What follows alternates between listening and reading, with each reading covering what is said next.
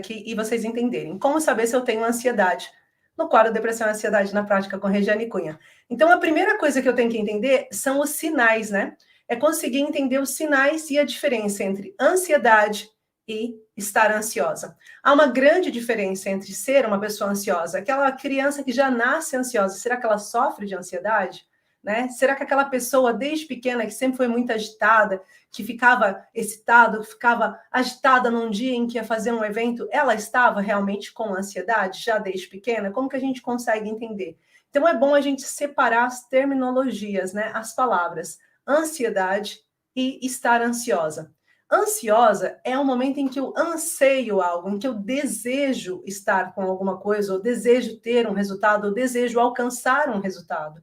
E isso é uma coisa que já nasce conosco, com nós da espécie humana, nós já nascemos desejando ter algo. Então, quando nós estamos no estado ansioso, né, quando nós estamos sentindo essa vontade, esse desejo do dia de amanhã, ou, por exemplo, vamos fazer uma viagem, né, e daí eu vou fazer essa viagem, eu já fico assim mais agitada, posso dormir mal uma noite, ou quando eu vou fazer uma prova, né, quando eu vou tirar minha carta de condução, eu fico ali mais ansiosa para saber se eu vou conseguir atingir ou não o resultado, se eu vou ter um melhor resultado naquilo que eu estou me propondo fazer. Isso é estar ansiosa, e isso faz parte de nós humanos, né? Mas quando é que passa a ser uma ansiedade? O que passa a ser ansiedade?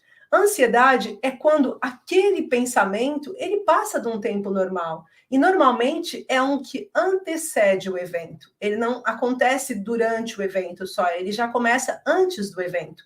Imagina se eu vou ter que palestrar, se eu vou ter que defender minha tese, meu doutorado, meu mestrado, e eu, no momento em que eu tenho que fazer essa defesa, eu começo já a olhar de novo a minha tese e penso que ela está terrível, não consigo me sentir bem, ou se eu vou fazer uma entrevista de emprego, eu já começo a transpirar frio, eu já começo a ficar agitada, eu já penso que tudo vai dar errado, que vai correr da pior forma possível, e eu começo a ter vários sintomas físicos. Aí nós já estamos falando de ansiedade.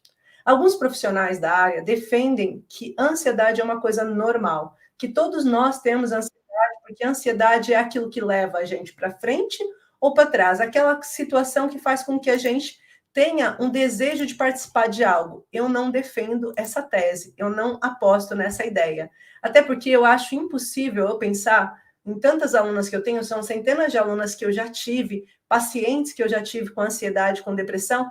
É impossível eu pensar, de alguma forma, que aquilo que elas sofrem no dia a dia, uma doença que aprisiona, que são anos fazendo elas perder a vida social, deixar de estar com a família, às vezes perdendo relacionamentos, tendo crises na frente das pessoas, seja algo comum e que todos nós nascemos com isso.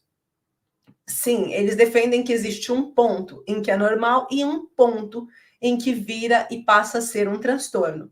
Eu não defendo isso. Eu defendo sempre que a ansiedade ela vem de uma evolução a partir de um momento em que eu vivenciei um trauma, uma situação conflitante para mim que eu não consegui ter uma resolução esperada. E como eu não consegui ter aquela resolução esperada, a próxima vez que eu vou me colocar naquela situação de novo, eu tenho um conflito de resolução futura, ou seja, eu começo a antecipar aquele problema e eu afeto a minha amígdala cortical, que é quem guardou aquela memória, aonde estão as minhas âncoras, o meu gatilho, e faço com que eu entre, então, numa crise de ansiedade. Então, para mim, é muito importante a gente conseguir diferenciar estar ansioso de ter ansiedade.